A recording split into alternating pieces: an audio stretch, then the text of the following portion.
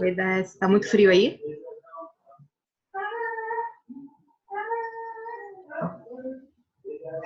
Décio não tá ouvindo? Décio tá ouvindo? Tem que apertar o entrar, o ingressar o áudio, né? É, eu acho que ele não deve estar apertando. Vamos começar, Tatá? Vamos. Bom, gente, vai ter participação Apertou da pra gravar? Isis. Apertei. Vai ter participação da Isis enquanto eu estiver falando, mas eu vou botar no mudo para ocupar vocês. Bom, boa noite, né, a todos. É um prazer estar aqui com vocês. A gente é o segundo encontro, né? Algumas pessoas aqui estavam no primeiro.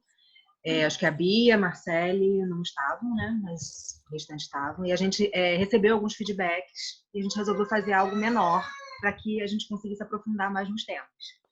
Né? Então, dessa vez a gente escolheu o tema de como vai ser o consumo, né? Após, né? Durante e após tudo que a gente está vivendo, a corona. E desculpa, gente, agora porque não sei, esse barulho aqui está me desestabilizando um pouco.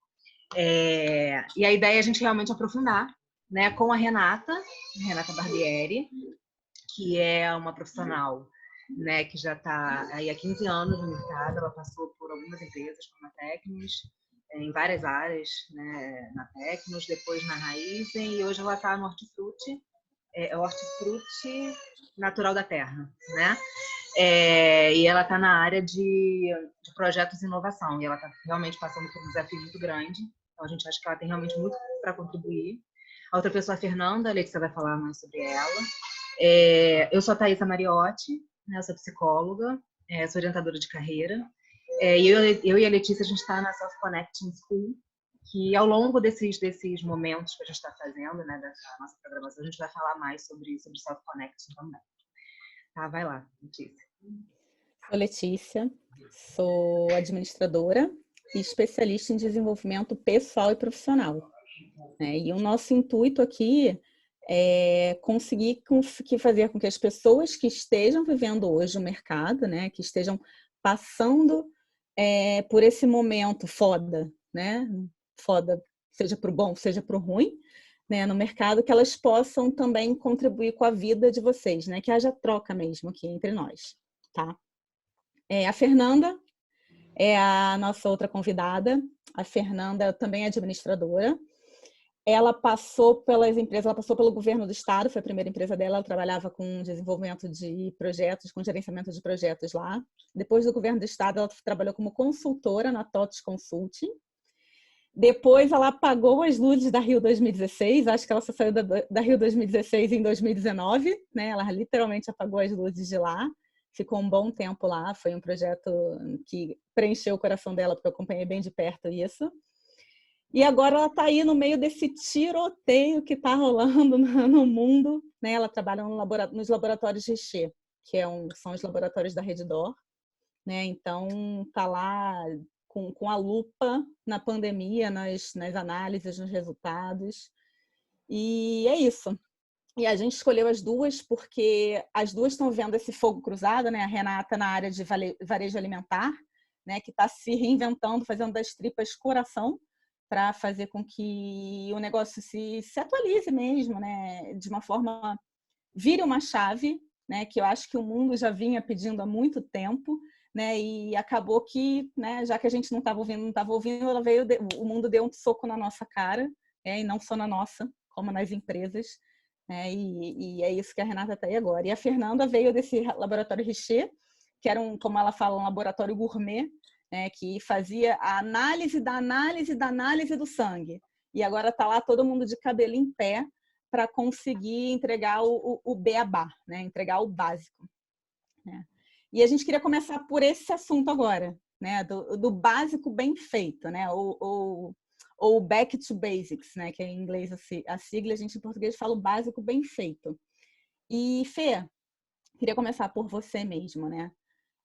Você foi que me falou sobre isso, né? A gente estava lá fazendo análise, a micro análise, e de repente agora a gente está tendo que atender uma demanda enorme, né? E o que você acredita que possa vir mudar ou não tá? Depois que isso acontecer, depois que essa pandemia passar, que a vida voltar à normalidade, também quero falar sobre normalidade depois.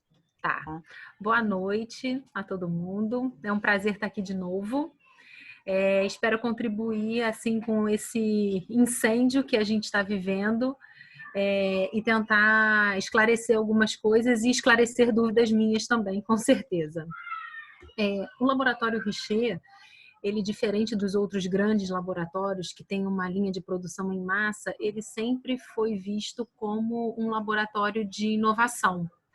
Um laboratório onde todos os exames, os mais complexos, os que os médicos mais confiam, os mais inovadores, são feitos lá. E eles prezam muito por uma personificação do atendimento. Então, ele liga para o médico, ele explica o que está acontecendo. E agora, a última coisa que a gente tem é tempo de ser exclusivo e personalizar. Então, eu acho que a primeira mudança em relação ao voltar para o básico é nesse nivelamento de importância entre as pessoas. Não tem VIP num atendimento de pandemia. Não tem um atendimento personalizado num atendimento de pandemia. O que você precisa atender é o maior número de pessoas possível para evitar que isso se torne uma catástrofe maior do que já se torna pela característica do próprio vírus. Então, eu acho que uma das coisas, principalmente nessa linha de frente, que se precisa pensar é que, por mais que você esteja no meio do fogo cruzado, você tem que se reinventar. Então, acho que o grande aprendizado que a gente, como empresa, está tendo, principalmente por ser o laboratório da maior rede hospitalar do Brasil, é que a gente não pode ser mais gourmet. Pelo menos não nesse momento. Tenho dúvidas se a gente vai deixar de ser depois que essa pandemia passar. Porque essa parte de inovação, principalmente na área da saúde, mesmo depois dessa pandemia, ou até principalmente depois dessa pandemia, ela vai se tornar ainda mais importante.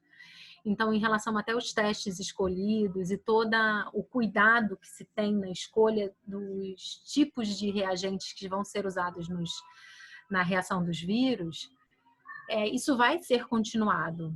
O que a gente pode levar com essa pandemia toda talvez a gente conseguir crescer na massa e crescer na crise. Crescer na crise, eu digo, em relação até ao próprio comportamento das pessoas. Então, como aquelas pessoas que eram habituadas a trabalhar num ritmo e para uma cultura de empresa, como elas se veem obrigadas a trabalhar numa cultura que não pertence mais à empresa, que pertence à realidade do mundo. Então, eu acho que talvez as empresas se reinventem num giro de 180 graus nesse momento, mas elas não, provavelmente, pelo menos no meu caso, eu não enxergo que elas permaneçam nesses 180 graus. Eu acho que elas não voltam para o nível zero e a gente vai aprender com o que veio de bom nesse momento. E o que você acha que veio de bom no seu cenário? Nesse cenário, eu acho que falando especificamente do laboratório, eu acho que um jogo de cintura de lidar com toda a área da saúde, ela tem muitos protocolos, né? Então você tem muitos padrões. O Laboratório Richer, por ser um laboratório com uma acreditação internacional, ele tem uma série de regras que precisam ser seguidas.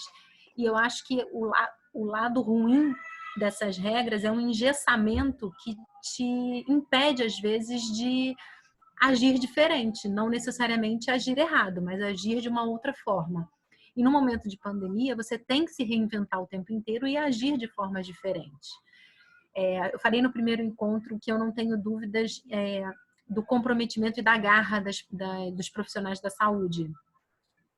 Mas, às vezes, o que você faz no momento padrão em 1 hora, e aí você vai trabalhar quase que 24 horas do seu dia para entregar 24 vezes aquela coisa que você fazia em 1 hora, você, num momento desses, você vai ter que fazer em meia hora, em 20 minutos.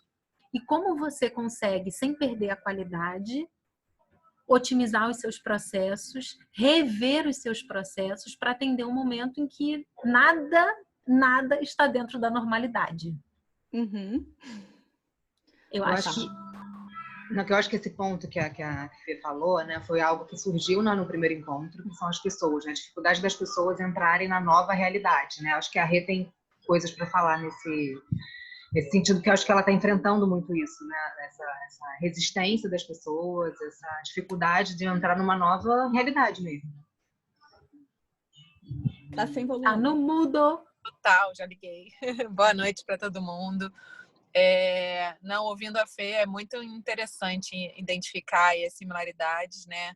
Eu já vinha falando no outro encontro sobre transformação e sobre adaptação de modelo mental e conectando também com o ponto, né, do que é o básico. Acho que tem uma coisa muito básica que são as pessoas, né? E aí, as pessoas que trabalham na organização, né? E acho que o primeiro ponto não é comportamental, são as pessoas estarem lá.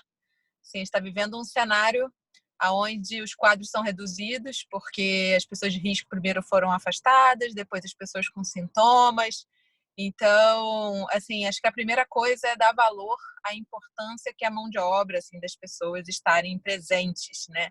E como que a gente pode, no momento desse, onde a exposição é super alta, né, por conta do vírus para as pessoas das lojas, a gente pode cuidar delas para que elas estejam lá motivadas, apesar de todos os receios, né, que elas estejam lá para atender o consumidor. Então, para mim, o mais básico é ter as pessoas lá engajadas e com um mínimo de sentimento de segurança. Então, acho que para mim isso é a coisa mais básica possível. E o segundo ponto, assim, que eu pensei de voltar ao básico é rever o que você vende, né? Apesar da gente, como a Thaisa comentou, trabalho no hortifruti natural da terra, varejo alimentar, então é uma coisa básica, mas a gente vende muitos produtos diferenciados, né? Mais premiums ou algumas coisas mais exóticas.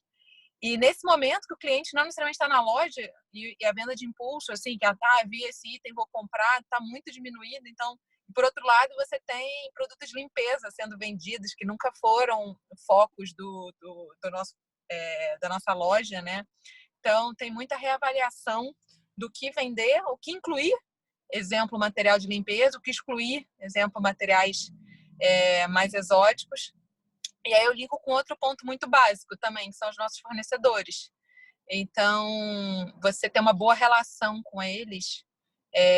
Tinham fornecedores que viviam só para hortifruti, vivem ainda. Mas, assim, que produzem um item que desenvolveram para a gente, exemplo, um mini alface. E sem as pessoas estarem indo na loja, esses alfaces não necessariamente estão sendo vendidos. Então, a gente criar algumas campanhas para alguns produtos específicos, a gente lançar ações com os nossos fornecedores, até de crédito. Então, assim, são coisas muito básicas, né? Que tudo é uma cadeia que precisa começar lá no nosso fornecedor e precisa ter gente na nossa loja para poder atender. Então, são das coisas mais básicas possíveis, mas ao mesmo tempo conectar com coisas muito novas, né? Então, a Thaisa perguntou sobre o que está transformando e o que são os impactos dessa transformação. Acho que a primeira mais óbvia é o acesso ao digital, né? Então, as pessoas aumentaram 10, 12 vezes já as nossas vendas através do canal digital, e eu não acredito que isso ainda está no topo. Acho que a gente ainda tem bastante para poder evoluir. E isso traz uma transformação cultural, porque a marca é muito focada no atendimento ao cliente, cuida, né, muito parecido com o que a Fernanda falou, mas cuida do cliente, é muito customizada aquela experiência. E às vezes é difícil, assim, eu tenho muitas conversas com as pessoas de operações sobre as pessoas que a gente não está vendo, né? Que as pessoas que estão em casa, mas que a gente tem que atender com o mesmo nível de qualidade. E aí você passa por coisas básicas também, porque hoje você precisa conversar através de um computador, então você precisa ter a instrução para poder conversar com essa pessoa, que hoje num salão de venda é uma linguagem verbal e você passa por uma linguagem escrita, então isso também é super básico. Você entender o que ele precisa, né? A gente tem um comportamento muito forte de, se a pessoa te perguntou sobre algum item, você tem que ir até a sessão com ela para poder mostrar aquele produto.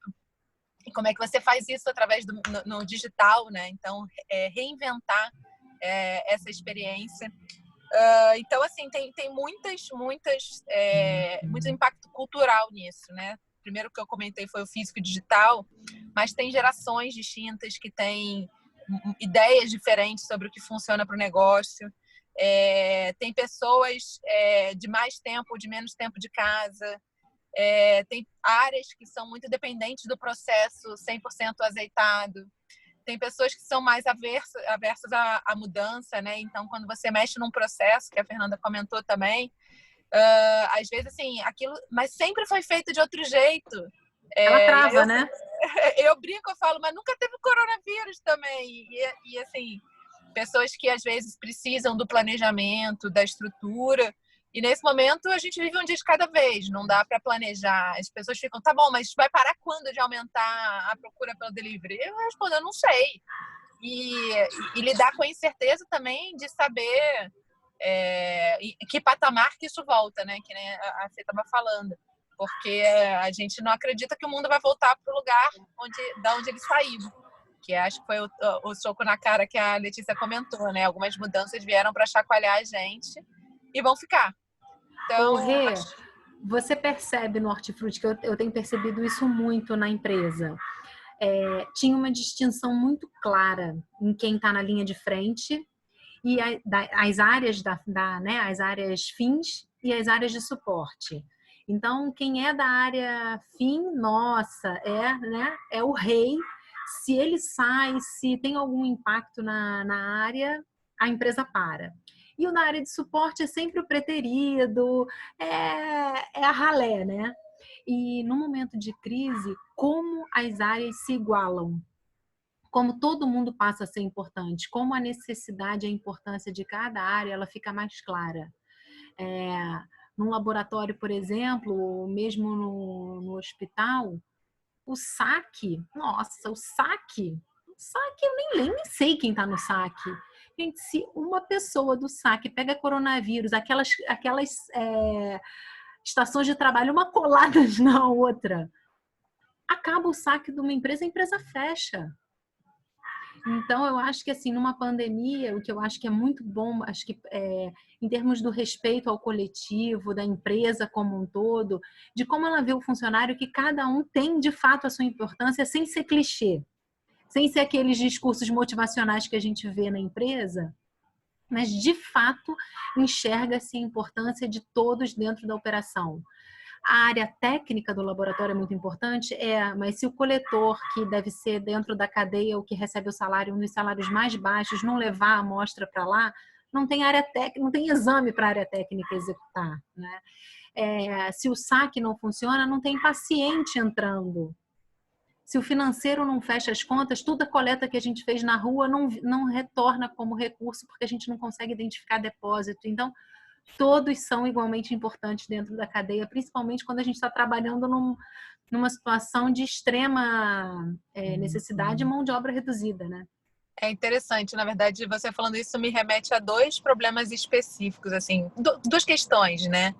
Uma questão é quem está no escritório e quem está na loja, né? Então, mas diferente do que você está falando, assim, de todo mundo ser igualmente importante, o que eu sinto às vezes é que um lado quer mostrar para o outro, tipo, vem para cá, para a loja, para você entender. E aí quem está no escritório fala, cara, mas vocês estão vivendo de curto prazo, isso não vai parar de pé. Foi bem interessante porque a gente construiu 3 times trabalhando em paralelo. Um time 100% do pessoal de loja, para instituir os novos processos, né, de venda pelo delivery. Um time 100% de operações, um time que era do escritório, mas que foi alocado na loja, e um time 100% de escritório para poder desenvolver as ferramentas, né? Assim, a gente está botando um site de pé, um robô para melhorar o atendimento no WhatsApp, enfim. E aí um grupo fica chamando o outro. Só que, na verdade, você precisa ter os 3 grupos andando na mesma velocidade. Cada um tem uma entrega mais de curto prazo, outra de médio, outra de longo. Mas você precisa ter os 3 avançando. Então, acho que nessa hora, para mim, está ficando cada vez mais nítida o quanto a confiança é essencial, né? Assim, o quanto que as pessoas têm que entender a complementariedade das suas funções e o quanto que é preciso confiar, porque às vezes você não sabe, tá tudo acontecendo tão rápido, então a comunicação, que, como já diria minha mãe, é o problema do mundo, só faz piorar, né? Você não consegue deixar todo mundo na mesma página nesse momento, então você precisa de confiança. E a outra mudança assim, no caso das nossas lojas, você está acostumado, o consumidor, ele vai e ele faz todo o processo. Então, né, ele entra, ele pega, ele coloca no carrinho dele, ele passa no caixa, ele leva para casa dele. E no caso do delivery, a gente se vê obrigado a criar uma linha de produção, né? Assim, você tem o cara que recebe o pedido do WhatsApp, você tem o cara que separa, você tem o cara que passa no caixa, você tem o cara que o expedidor e você tem o cara da entrega. Então, você tem que encadear vários processos quando, na verdade, você tinha trabalhos muito independentes dentro da loja. Então, e sendo que essas pessoas não foram contratadas para essas funções, elas são outras coisas dentro da loja e elas viram o expedidor, né, a pessoa que faz a separação, a pessoa que atende o WhatsApp. Então, tem nutricionista que atende o WhatsApp, tem o sommelier que está atendendo o WhatsApp, tem, enfim, de tudo. Então, é muito interessante também ver o quanto que as pessoas têm que aprender a interagir, né, em lugares muito de desconforto, né? Eu ouvi uma frase que para passar por esse momento você tem que lidar com um desconforto constante. Não é querer acabar com o desconforto, né? É lidar com o desconforto. É aceitar o desconforto, né? Então, acho que essas relações, elas ficam cada vez mais óbvias e muitas vezes todo mundo num nível de estresse muito alto, porque na sua vida pessoal você está num estresse, seja porque você não tem uma condição em casa para deixar seus filhos, seja porque você está com medo da doença, e você precisa ter uma inteligência emocional gigante no trabalho, né? Então, é muito relevante também o quanto que essas relações são colocadas em prova agora, mas que no final, acho que concluindo, foi um pouco o que você falou, no final todo mundo acaba olhando para o lado, quando consegue respirar um pouquinho e falar, cara, é verdade, cada um tem que fazer uma parte aqui e a gente vai sair do outro lado junto. Teve uma situação, falando de home office, que é muito engraçado, né? Porque as pessoas ainda têm, algumas empresas mais, outras menos, preconceito com home office, né? As empresas que hoje já praticam, ok, ficou mais difícil porque está todo mundo em home office junto, num momento de crise em que você tem que se reinventar e trabalhar novas soluções e novas ideias para passar por essa crise. E tem aquela que nunca fez home office. E aí, num dia, o meu chefe, eu tô assim, né, lá e cá, e no dia eu cheguei no trabalho, ele falou assim, apareceu! Eu fiquei tão chateada, porque é uma situação, assim, de que você tá trabalhando de casa, dependendo da sua função, que a minha função é mais de integração e de operação, é muito mais trabalhoso e difícil trabalhar de casa. E aí eu falei assim, eu vou ficar uma manhã sem trabalhar, para ele ver o que é não trabalhar de casa. Não consegui ficar, mas como isso é complicado. E pensando assim nas coisas que a gente aprende. Um outro ponto que aí eu trouxe, foi uma sorte minha ter vindo do Rio 2016, que eu trouxe, que é o gerenciamento de crise. Por mais que a gente estude isso, faça cursos, né, métodos ágeis, gerenciamento de crise, sala de guerra, né, conceitos ótimos. A gente até aplica, eu acho, que em algumas situações pontuais na empresa. Mas eu acho que dificilmente a gente vai passar por uma outra situação em que tudo seja uma crise. Em que a gente esteja vivendo 500 milhões de crises diárias, em que um gabinete de crise, de fato, ele vire a sua casa, né? Então, eu acho que você trabalhar de uma forma de gabinete de crise, eu acho que ela é muito importante e foi o que deu uma acalmada na equipe e um mínimo controle e previsibilidade possível diante da situação para que as pessoas se acalmassem, porque era muita novidade. Então, desde a novidade mais básica, que eram as pessoas não estarem fisicamente presentes no mesmo local, até as situações que realmente são situações que não eram esperadas. Diversos kits chegando para a gente e a gente tendo que testar se aquele kit era de fato eficiente ou não. Várias empresas oportunistas, fornecedores oportunistas que chegavam, então a gente precisava trabalhar para entender o que absorver e o que não absorver. falta de insumo, falta de gente, porque as pessoas adoecem ou suspeitam e aí se afastam, falta de controle do futuro, então não se sabe a demanda que se espera, novos entrantes que a gente não tem a menor previsibilidade, então hospitais campanha que entraram agora no nosso escopo, antecipação em 3 meses da inauguração de um outro hospital, outros laboratórios que a gente tinha como laboratórios de apoio que não deram conta e que retornaram as amostras para a gente processar. Então, são muitas crises que num ambiente, assim, em situação normal de temperatura e pressão não se tem, e que aí, se pensar mesmo numa estrutura de gabinete de crise, ela é essencial. Então, o que a gente adota, que parece simples, mas é essencial, a gente tem uma reunião para começar o dia e uma reunião no final do dia. E a gente tem os temas. Então, a gente passa por cada tema. E isso a gente aprendeu no Rio 2016. A gente tinha reunião de briefing e debriefing. E era fantástico, porque todo mundo lavava roupa suja ali mesmo. Tinha um mediador, e aí, no caso, sou eu. Uhum. E aí, esse mediador ele tem que ter o pulso firme, porque senão vira um muro das lamentações, e não é isso. Então, são reuniões de deliberação. Então, assim, se a minha área está com problemas de entrega por conta da Letícia, eu vou levantar isso vai ser escalado e a Letícia e eu vamos conversar num outro fórum. E aí, na reunião do final do dia, apresenta-se o que ficou definido em relação a isso. Cada um sai com tarefa e com meta. E diferente do que a gente fazia no Rio 2016, o WhatsApp virou um grande aliado. Eu tenho um grupo de WhatsApp para cada tema. Então, eu virei uma gerenciadora de grupos de WhatsApp. E eu passo um resumo. Por isso que eu pedi uma dica, Leti, do como é que faz negrito, como é que sublinha. Eu falei assim, cara, esse texto ele tem que ter highlights.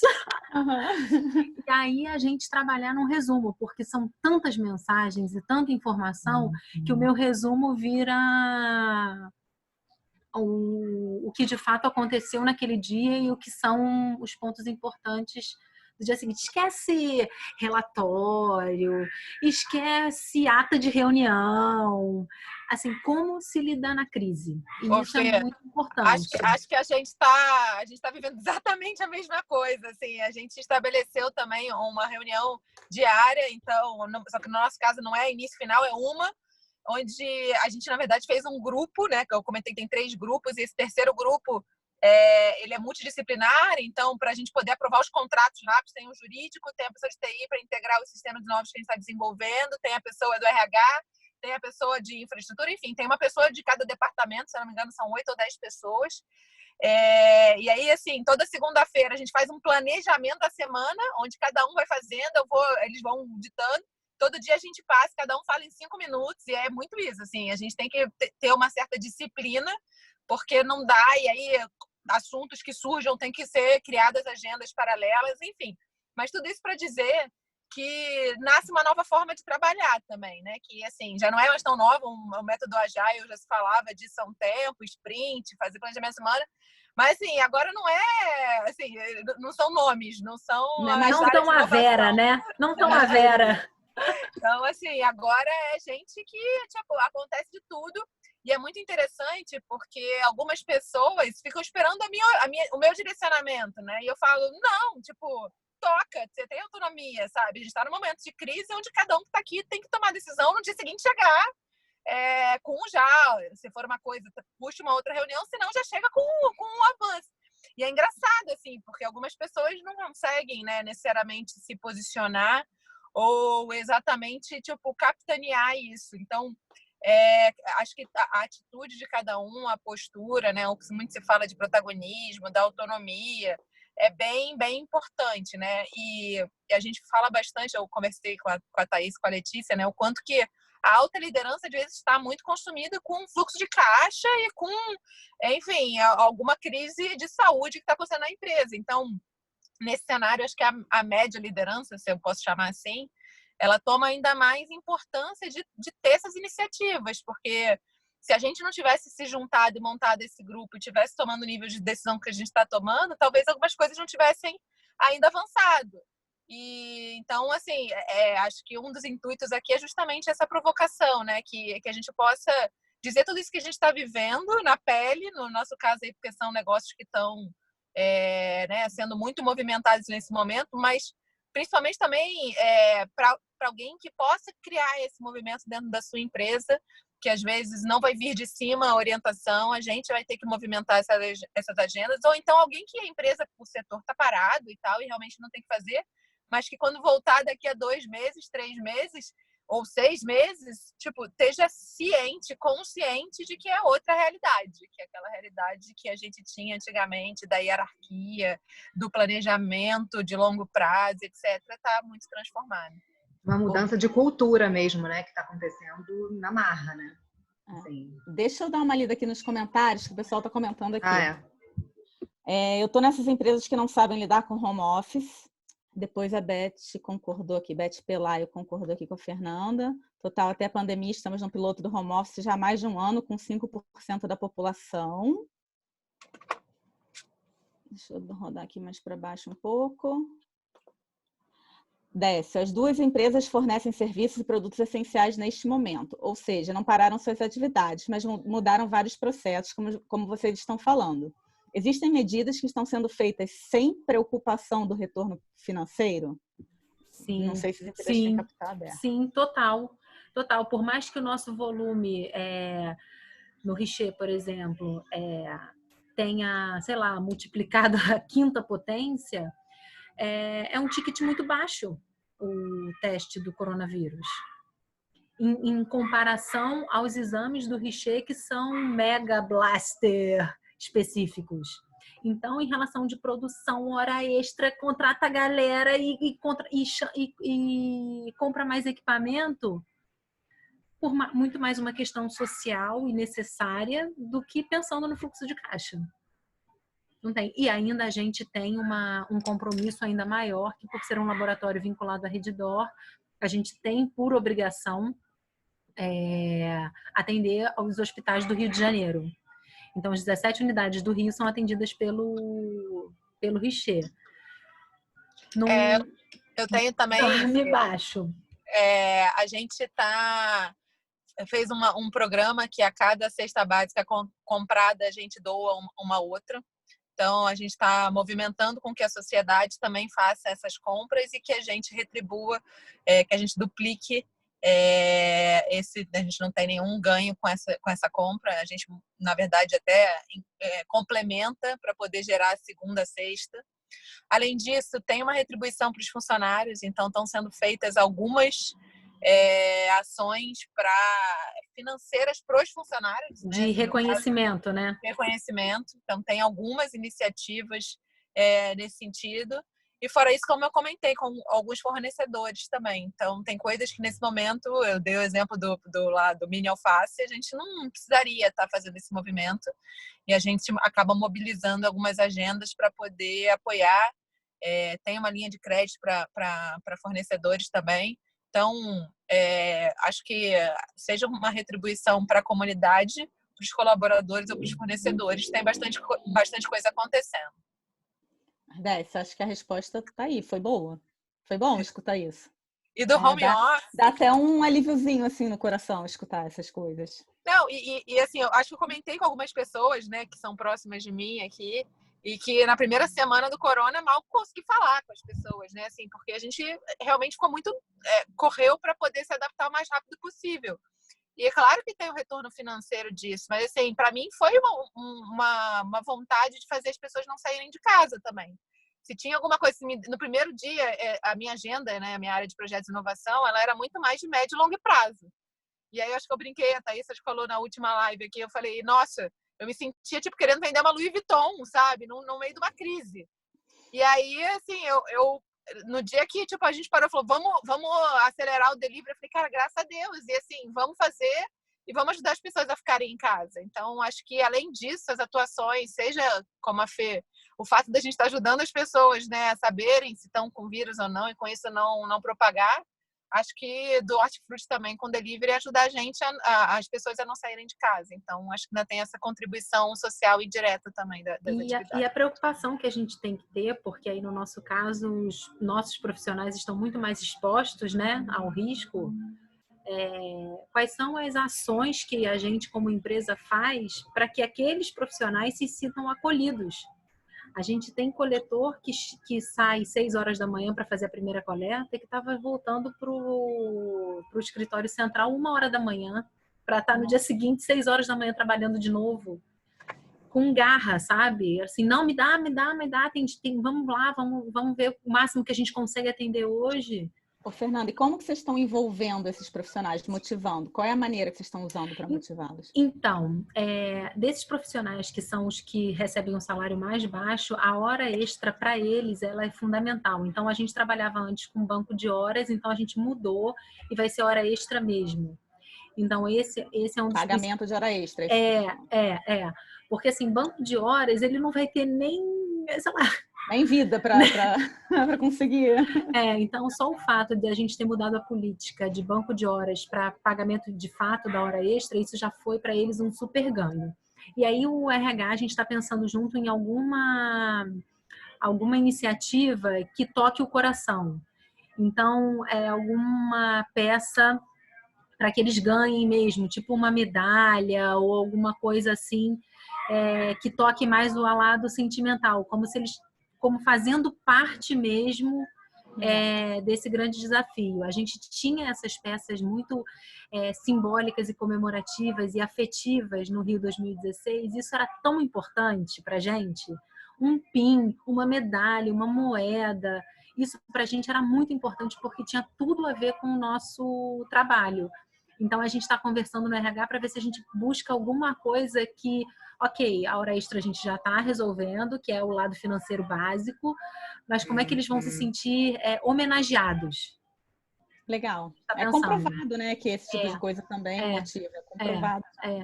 Uma coisa que a Rê falou, não sei se foi na vez passada, se foi numa conversa entre a gente, que o que estava chamando a atenção dela é que o pessoal da loja, o pessoal de frente, estava muito motivado, né? E aí eu perguntei a ela se eles estavam se sentindo realmente assim, ajudando as pessoas, né? De alguma forma eles estavam contribuindo, né, para fornecer alimento para as pessoas. E aí eu lembro que você me falou assim, não sei muito bem se é isso, né? Eu não sei, a minha pergunta é, você já sabe, já tá mais claro isso? Porque o que a gente está falando agora aqui é muito de propósito, né? Acho que as empresas estão cada vez mais com um propósito mais claro, né? E parece que todo mundo realmente muito focado no social hoje. Agora, eu queria saber se essas pessoas, se hoje você já tem um outro olhar ou se você ainda está nessa dúvida, o que está fazendo eles estarem realmente animados? Assim, no primeiro momento foi um impulso financeiro, muito das pessoas que eu conversei, né? Como a Fernanda comentou, a questão de fazer hora extra para eles era muito significativo. Então, assim, acho que demorou um pouco para se gerar um nível de consciência né, assim, do impacto. A gente teve que fazer muita campanha sobre o uso do álcool, né, do álcool gel, da limpeza, enfim, de todos os procedimentos de segurança, não só para os colaboradores, mas para os clientes, né? Então, e agora eu acho que eles já estão mais sensibilizados. Ainda assim, acho que ainda é uma oportunidade do nível de consciência dessas pessoas. Estou falando das pessoas de loja mesmo. Mas hoje eles já têm, acho que já caíram algumas fichas e já têm noção da importância disso no social. E uma coisa que eu ia comentar, linkando com o assunto que alguém perguntou do home office, é um assunto meio tabu na minha empresa, né? O Décio sempre reclama comigo que eu vou para o trabalho. E é muito difícil, porque as pessoas das lojas, elas estão na loja, elas não têm opção. E do mesmo jeito que eu falei que eu me sentia querendo vender uma Louis Vuitton no meio, né, de uma comunidade mais humilde, né, que não era uma coisa essencial naquele momento, eu me sinto também, é quase um conflito né, existencial, porque a gente não está na loja. Eu, vira e mexe, preciso pedir para as pessoas da minha equipe irem para a loja implementar, fazer algum piloto, de mudar algum processo para a gente poder fazer. E teve gente da minha equipe que virou para mim e falou, posso não ir porque senão eu vou ficar sem visitar meus pais são do grupo de risco. E todo mundo que me pediu para não ir, eu falei que podia não ir, né? Assim, eles são pessoas do corporativo e eles podem ter essa opção. Mas, assim, as pessoas da loja, elas não têm essa opção. E são pessoas, às vezes, que não têm tanto acesso a ferramentas. Então, se você precisa passar alguma coisa para elas, infelizmente, todo mundo fala, todo mundo pode trabalhar por home office. Não, não pode. Uma loja do varejo não pode. Assim, você não consegue. Você perde. Se você quer mudar rápido um processo, você tem que ir lá. Você tem que ir lá mostrar, você tem que ir lá fazer com eles, você tem que ir lá sentir para ver se aquilo faz sentido, porque é muito fácil você da sua cadeira falar, faz isso. E aí quando você vai receber lá, por que você não responde mais rápido o WhatsApp? Aí você vai ler, a pessoa quer a banana meio verdinha, uma mão grande, ou não sei o quê. Então, assim, aí a pessoa devolve porque a mamão não era grande. Então, é muito fácil a gente também, de casa, querer orientar essa transformação. Então, é muito difícil, além desse conflito existencial, assim, né, que a gente fica num conflito quase ético ali sobre a gente ter um direito que grande parte das pessoas não tem dentro da empresa. Além disso, a gente pode estar muito míope e com dificuldade de fazer a informação chegar. Então, seja respondendo a sua pergunta, né, a informação do cenário real do corona, né, da consciência deles de saber o que eles precisam se cuidar e cuidar do cliente, mas tudo que acontece na empresa. Então, o assunto do home office, ele é para poucos, né? Assim, a gente sabe que muitas vezes a gente está num grupo muito privilegiado. Só que se a gente precisa movimentar, às vezes, outras pessoas, a gente precisa também estar junto. Renata, hoje eu recebi num dos meus grupos de WhatsApp uma imagenzinha da loja americana falando, os ovos de Páscoa estão com 20%. E aí alguém comentou assim, cruz credo, esse povo da loja americana trabalha pra caramba. Ninguém foi liberado, nem o escritório. As pessoas do escritório estão trabalhando mais do que nunca. E aí outra falou, eu jamais trabalharia na loja americana. Aí eu falei, gente, eu trabalhei lá, varejo, mercado de varejo também, né? E eu falei lá, gente, isso é muito relativo, depende muito do ponto de vista, porque qual é o senso da empresa? É o senso do coletivo, é o senso de time, é o senso de que estamos todos juntos. Sabe? É muito fácil você estar na sua casa, no computador, e falar para a pessoa que está na loja, vai, trabalha aí, se vira. Né? Então, assim, e era aquilo que a Fernanda falou. Já que somos todos iguais, né? Somos todos iguais mesmos. Né? Então, tem esse lado, né? do estar exposto ao perigo, né? Que é uma ordem que vem de cima, né? Digo de cima do país, mas existe um conflito ali ético, né? Entre assim, pô, a gente é um time ou a gente não é um time? Mas aí eu acho que nessa hora você tem que ser bem racional, porque, por exemplo, lá no Richer é um prédio só, né? Então a gente tem todo mundo lá, tem o corporativo e parte da área técnica. Se a gente deixa todo mundo lá porque somos todos iguais, a chance de você perder mais gente por contaminação é maior. Então, eu acho que nesse ponto só tem que ficar quem não consegue fazer o que tem que fazer de casa. Porque senão eu acho que o impacto vai ser tão maior, Leti, que aí, assim, é igual, mas é diferente. Eu leio uns livros para a Marina, para minha filha, que fala do igual é diferente. Um é branco, um é preto, um é baixo, outro é gordo. São diferentes, mas são iguais porque somos todos pessoas. Então, somos iguais, mas se a gente tratar todo mundo exatamente da mesma forma, pode ser ruim para todo mundo. Verdade. Entendeu? Sim, sim. E assim, aproveitando, assim, voltando para o tema, acho que algum dos comentários iniciais aqui, né? Que era o que vai mudar de fato no comportamento quando isso tudo passar, né?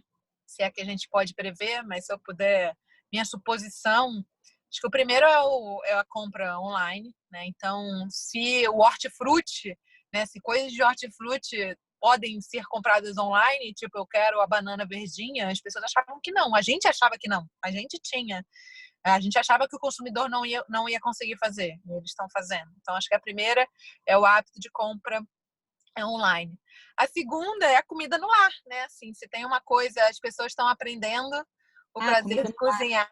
É isso, comida, né? Cozinhar em casa.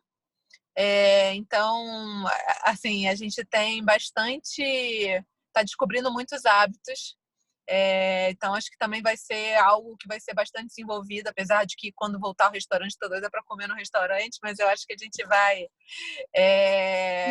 poder aprender com esse movimento também. E, por último, acho que tem uma questão de preço, né? Do valor do preço, do valor dos produtos. E aí aqui eu estou sendo bem pragmática, não estou falando do custo-benefício, não. Eu estou falando do custo mesmo, né? A economia vai ser muito afetada, a gente não tem dúvida disso. E com isso a gente vai ter que baixar o padrão em muita coisa. A população vai baixar o padrão em muita coisa. Então, os preços vão ter que ser revistos de maneira geral. Os produtos de primeiro preço vão ter que ganhar representatividade. Então, eu acho que a economia voltando, ela volta num outro patamar e com uma outra noção de gastos, né? Seja por uma reavaliação de valores, que eu acho que as pessoas vão passar, seja por uma capacidade financeira que vai estar muito abalada. Então, acho que essas três coisas, o comportamento digital, o consumo de alguns itens no lar, como é o caso de refeições, e essa questão da avaliação do preço, do custo das coisas que estão sendo compradas, acho que vão ser muito impactantes. A Bia concordou aqui com você, Beatriz. As pessoas cozinhando mais, se apropriando mais das suas casas, das suas rotinas, é muita mudança. O Décio fez um comentário aqui, que é legal aqui, ó. Peraí, deixa eu só subir que tem mensagem entrando aqui. Ai, tô ficando doida aqui. Só um minuto, meninas. Isso aqui eu já li. Eu tô no mute falando horrores. Eu vou ler aqui. Eu vou ler o da Beth, né? Vai procurando aí o da... Você ia falar que eu não tô... Aqui, achei. Achou? Deixa eu ler na ordem, Acho que falta de confiança na equipe prejudica muito o home office. Talvez a dificuldade de lidar com o home office mostre um problema mais profundo na empresa. Jogou, hein? Mas é verdade. Mas eu falei de confiança, eu acho que confiança... Assim, a gente pode julgar e aprofundar 1 milhão de coisas, né? Falta confiança nas nossas famílias, né? Na nossa vida. Acho que confiança... A gente fala dos 5 desafios da equipe, né? Não sei se todo mundo conhece, mas é uma pirâmidezinha onde o primeiro patamar é a confiança. Depois o comprometimento com o resultado, não ter medo de conflito, né? Você ter a mesma orientação de resultados, mas enfim, a confiança é o primeiro, sem a menor dúvida.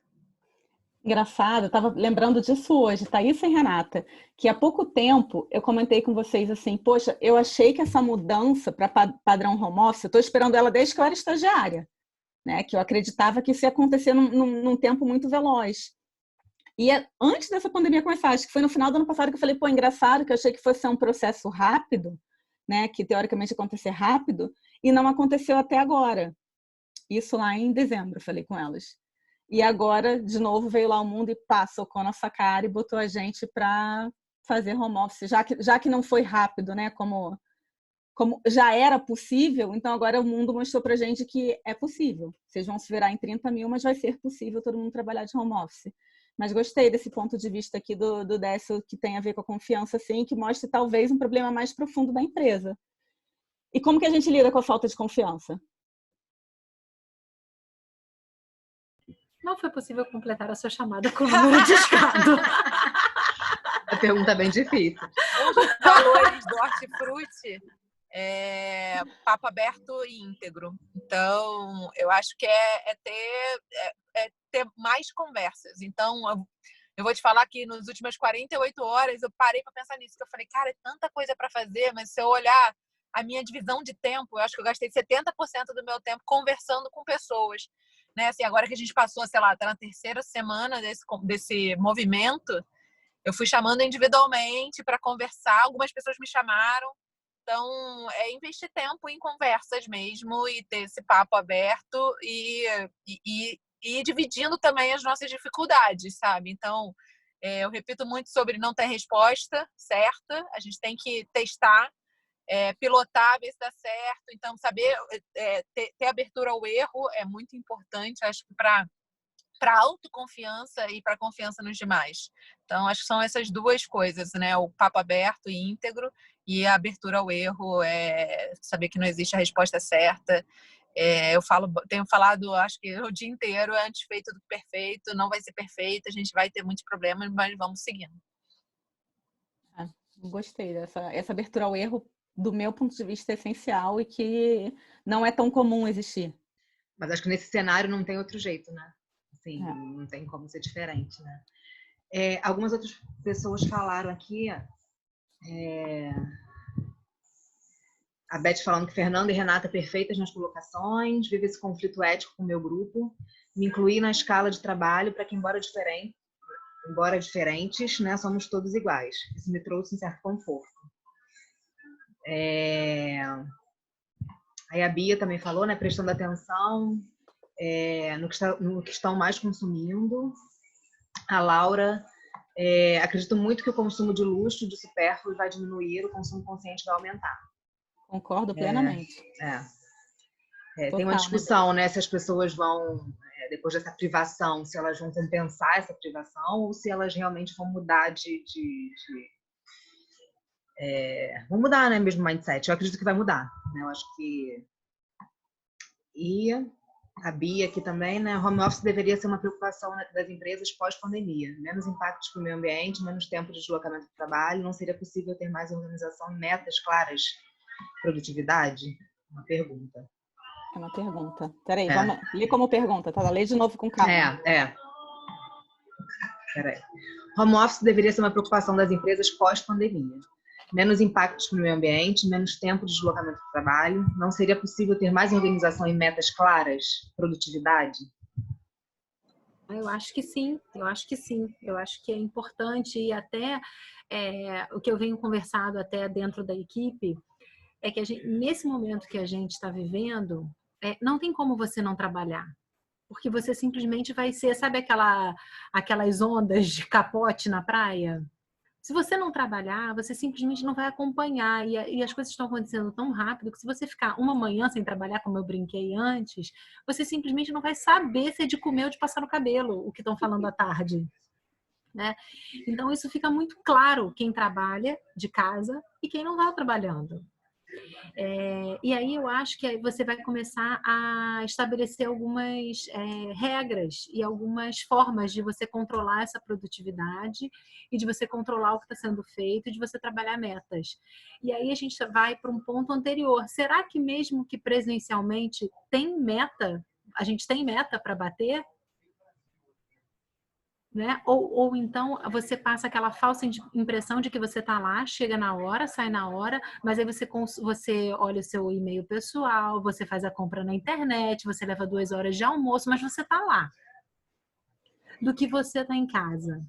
Gente, eu já trabalhei em empresa que falava assim para mim: você precisa chegar aqui antes do cliente e sair depois do cliente. E sair depois do cliente. Conhecemos. Não importa se você vai ler o Globo, mas isso tem que acontecer.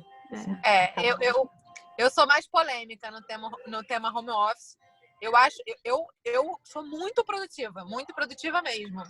Mas eu escuto algumas pessoas falaram que não conseguem trabalhar em casa. Sim, também. Eu entro ali, eu foco, funciona muito bem. Depende da rotina da sua casa, né? Depende da rotina da sua casa. Eu moro sozinha, eu ia comentar isso, mas eu entendo que para algumas famílias, pais com filhos pequenos, é muito difícil, às vezes. Eu ouvi gente falando que os filhos estão mais chateados, porque você está em casa e não dá atenção para eles. Nossa! Você não tá em casa, quem fala? Ele não te vê, né? Então, meninas, você mas gera uma frustração. Mas esse é um cenário não comum as crianças estarem em casa também, sim, né? Sim. Porque até a Thaís comentou aqui, eu assisti um vídeo esses dias que falava exatamente isso, sobre o darwinismo nas empresas, né? Porque o que vai acontecer? Primeiro que a maior parte, não é o caso de vocês, mas a maior parte das empresas vai cair lucro. Não tem como não cair lucro. Porém, elas manterem as pessoas em casa, né? Elas também diminuem os custos delas. Né? Então, vai começar a acontecer uma seleção natural ali. Quem consegue trabalhar em casa, quem trabalha bem, quem entrega, quem produz, vão ser as pessoas que vão se manter. Então, a solução a questão é o quanto também a gente, né, a gente como pessoa, né, vocês que estão aí dentro de empresa, também precisam realmente se adaptar a isso. Entende? Por conta dessa seleção. Fala. Não, total, mas não, eu ia comentar que me faz bem, assim, o caminho de ir e voltar também, sabe?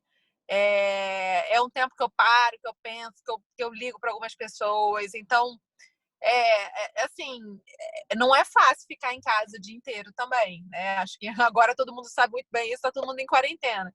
Mas, assim, eu acho que também a rotina de ir, de sair, de lidar com outras pessoas fisicamente, né? Assim, de você realmente ter um contato. Acho que a gente é uma cultura muito do relacionamento e do contato humano. Mas você sabe o que me incomoda? É a gente não ter a liberdade de escolha. decidir.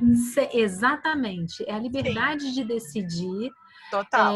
pensando exclusivamente no que seria melhor para aquela atividade. Então, eu vou ficar em casa amanhã porque eu tenho que produzir um relatório mega complexo, eu preciso de silêncio e eu vou me concentrar melhor na minha casa. Eu não quero ninguém me enchendo o saco ou me julgando porque eu vou trabalhar de casa. Isso é que eu acho que não existia nas empresas e que talvez possa mudar hoje. Não, total. É você escolher onde você vai produzir melhor aquele trabalho. É na empresa, porque eu vou ter uma série de reuniões e eu preciso estar presencial, que vai ser mais importante? Ou vai ser dentro de casa, porque eu tenho que fechar uma análise? Mas a questão é, e as empresas vão conseguir manter as estruturas que elas têm hoje?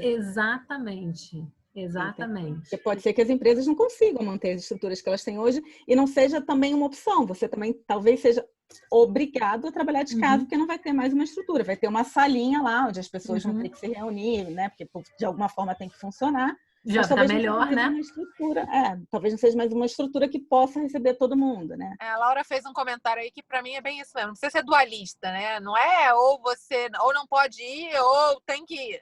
Na verdade, essa flexibilidade, essa consciência e coerência que cada um vai ter que estabelecer, eu acho isso super saudável, super saudável. Aí volta lá a confiança que o Décio falou, né? E a seleção natural. É isso mesmo. É isso. Bom, já temos 1 hora, né? Isso.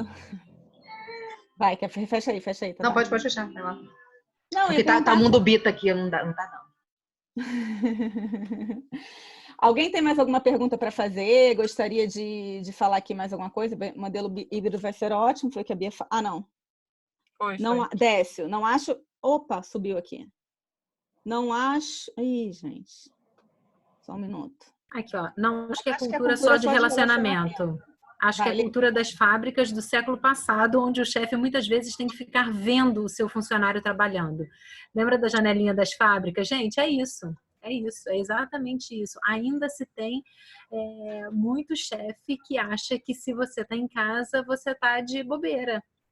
Rola com a gente ainda brincadeira assim, abre o vídeo aí que eu quero ver se vocês estão de pijama ou se estão tomando uma cerveja. Que isso, gente? Que isso?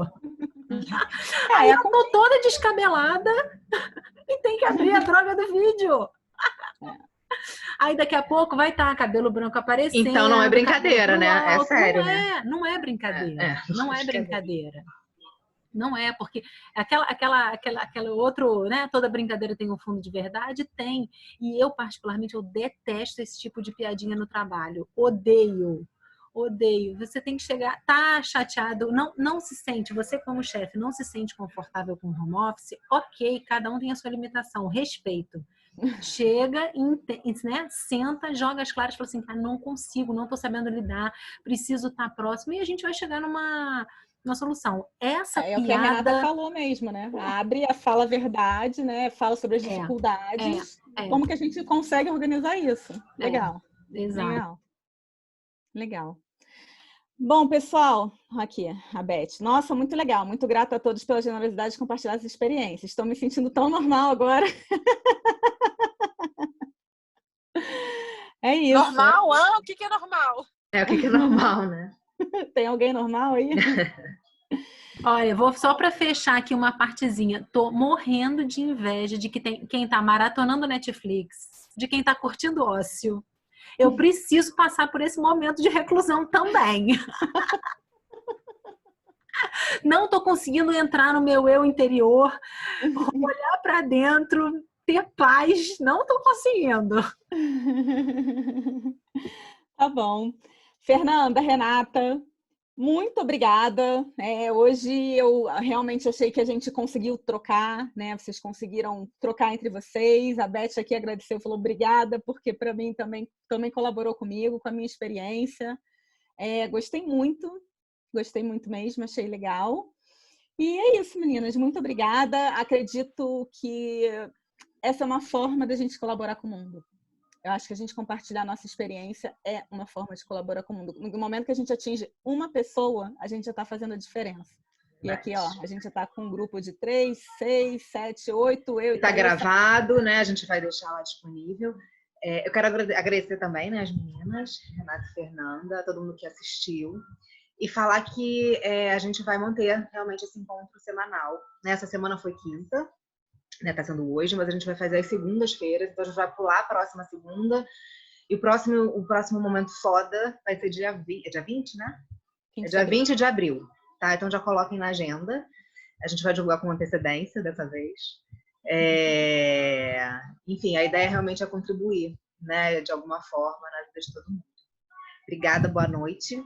Beijos. Boa noite a todos. Boa noite. Tchau, gente. Tchau, tchau. Beijo, boa noite. Beijo.